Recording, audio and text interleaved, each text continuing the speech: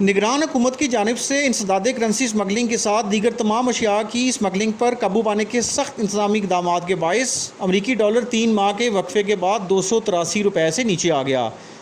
تفصیلات کے مطابق افغان ٹرانزٹ ریٹ کے تحت 222 مشکوک اشیاء پر پابندی عائد کیے جانے اور انسداد کرنسی اسمگلنگ کے ساتھ دیگر تمام اشیاء کی اسمگلنگ پر قابو پانے کے سخت انتظامی اقدامات کے باعث جمعہ کو بھی ڈالر بیک فٹ پر رہا، جس سے ڈالر کے انٹر بینک ریٹ 3 ماہ کے وقفے کے بعد 283 روپے سے نیچے آ گئے، جبکہ اوپن ریٹ بھی گھٹ کر 282 روپے سے نیچے آ گیا۔ انٹر بینک مارکیٹ میں کاروباری دورانیے کے دوران ایک موقع پر ڈالر کی قدر 1 روپے 17 پیسے کی کمی سے 282 روپے 45 پیسے کی سطح پر بھی آ گئی تھی، تاہم وقفے سے درآمدی نوعیت کی ڈیمانڈ آنے سے کاروبار کے اختتام پر ڈالر کے انٹر بینک ریٹ 94 پیسے کی کمی سے 282 روپے 68 پیسے کی سطح پر بند ہوئے۔